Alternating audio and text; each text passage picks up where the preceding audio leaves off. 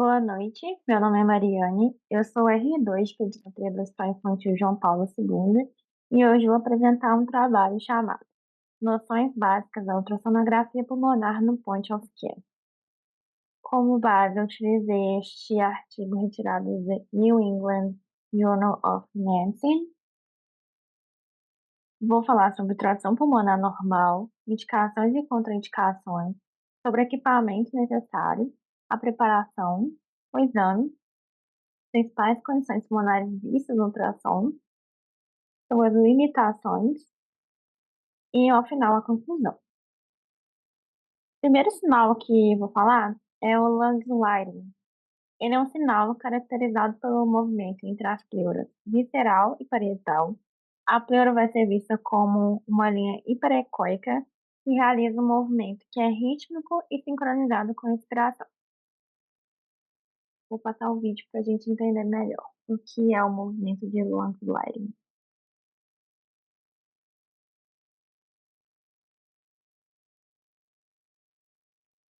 A linear array transducer is used to evaluate lung sliding as an extension of the FAST exam. The orientation marker is positioned in the direction of the patient's head. The transducer is placed in a long axis orientation over the anterior chest wall at the third or fourth intercostal space in the anterior axillary to mid-clavicular line.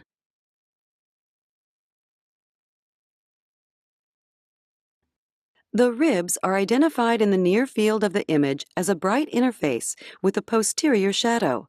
The pleural line is identified as a bright hyperechoic line between the rib shadows.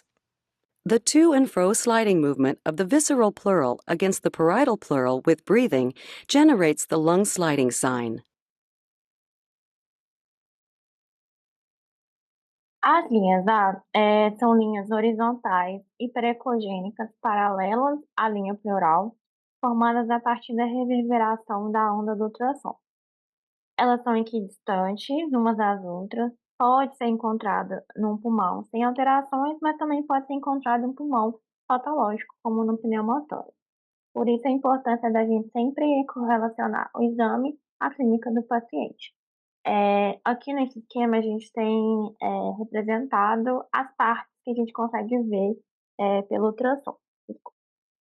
Em laranja a gente tem aqui correspondente à pele subcutânea, a linha pleural, que é essa linha hiperecogênica, a costela, as costelas, né, a sombra das costelas, o pulmão em cinza e as linhas A, são essas aqui paralelas. No vídeo a gente consegue ver melhor o que eu acabei de falar.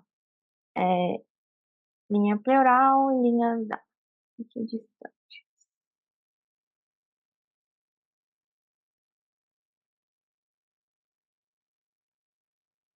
O próximo sinal do ultrassom pulmonar normal é o sinal da praia. O sinal da praia ele é visto no modo M, e o modo M é utilizado para imagens que são imagens de estruturas que estão em movimento. Um grande exemplo é o eco fetal, o eco cardíaco. O pulmão, neste modo, então, vai ser evidenciado por um padrão de movimentação com aspecto que vai lembrar o sinal da praia. Em que só uma imagem comparativa, realmente, o sinal da praia parece a praia.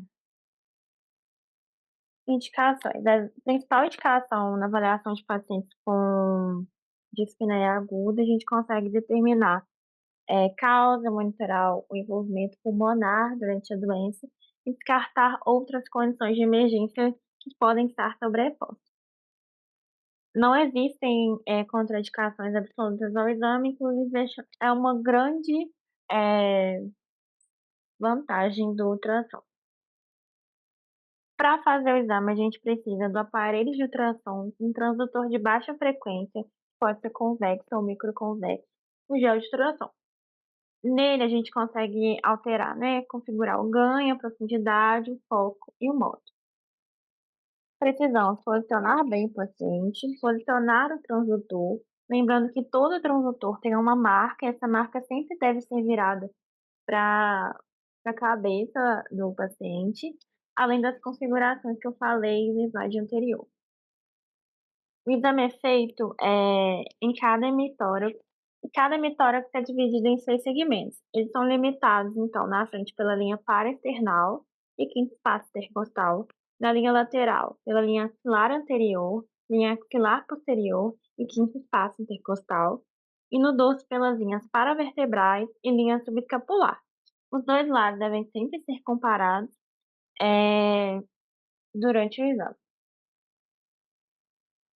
Falando da primeira alteração no exame, então, as linhas B são um padrão de linhas caracterizado pelo acometimento tanto do interstício quanto do alvéolo.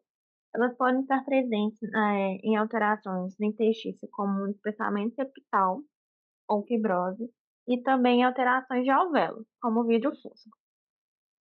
A presença de linhas B é um achado bastante sensível, mas pouco específico. A presença de até 2 linhas B por campo pode ser fisiológico e a partir de 3 é, é caracterizado pelo sinal de foguete pulmonar. Então, esse daqui a gente consegue ver nas imagens. De novo, o vídeo aqui que a gente vê, essas linhas verticais são as linhas B, em pouca quantidade. No próximo vídeo, a gente consegue ver as linhas B que se coalescem, dando é, a impressão de que o pulmão está branco. E este é o padrão do pulmão branco.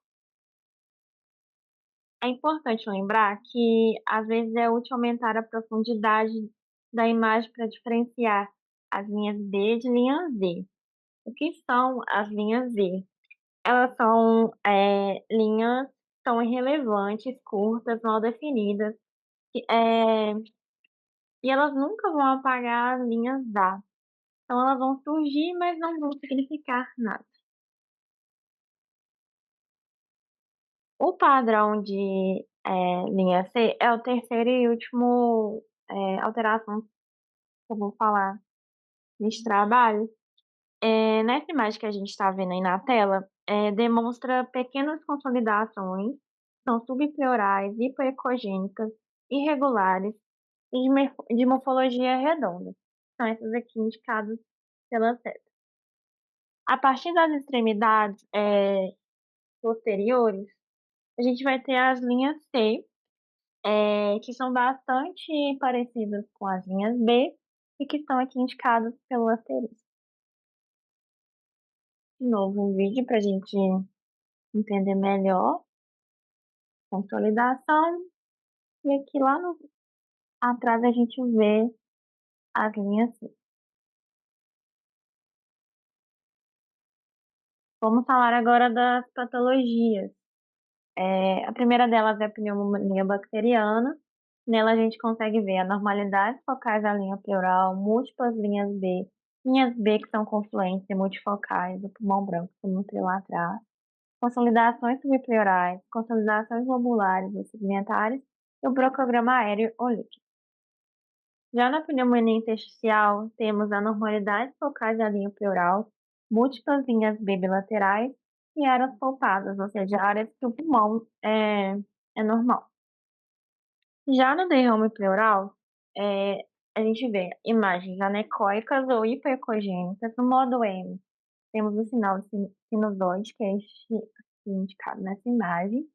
Lembrando que o ultrassom pode detectar apenas 20 ml de líquido e existem vários métodos para estimar o volume. O sinal da cortina, ocorre quando o pulmão totalmente aerado e expandido obstrui a vista do diafragma que está logo abaixo dele, é um sinal que descarta a presença de derrame pleural. Já no pneumotórax, a gente tem a ausência de deslizamento pulmonar, vista no modo M, e essa ausência de deslizamento pulmonar é chamada de sinal de código barra, porque ele lembra um código de barra. Então, a gente vai ter a ausência de linhas B e lesões subpleurais, a ausência de pulso pulmonar. O que é pulso pulmonar? Eh, na verdade, o pulso pulmonar, ele são, na verdade, a transmissão dos batimentos cardíacos para o pulmão, que pode resultar em artefatos verticais que não vão cruzar a linha da pleura, porque elas não são imagens que são do próprio pulmão. Além disso, a gente tem a presença do ponto pulmonar, que é este ponto aqui indicado pela tecla vermelha, que é o sinal e único sinal patognomônico do pneumotórax, que é definido como um ponto em que o pulmão saudável começa e o pneumotórax termina. As limitações do exame, a gente tem a inabilidade de obter imagens, a pobre interpretação, o fato de que requer muitos módulos de probe e que as alterações que existem alterações que são comuns a diversas doenças. É um exame que depende muito do examinador, da preparação dele. Eh, e lembrando que também ele não ele nunca deve ser levado em consideração, apenas ele, a gente não tem que correlacionar com a clínica do paciente. Como conclusão, a gente tem que a ultrassonografia pulmonar é um método bem estabelecido, amplamente acessível, de baixo custo, disponível no point of care, à beira-leito. É uma boa ferramenta diagnóstica para pacientes com dispneia, né, com dificuldade respiratória, enfim. Pode ser usado para diagnóstico, tratamento, monitoramento, detecção de complicações ou doenças sobrepostas. E, além disso, deve ser sempre interpretada dentro do contexto clínico. Essas são as minhas referências. Obrigada.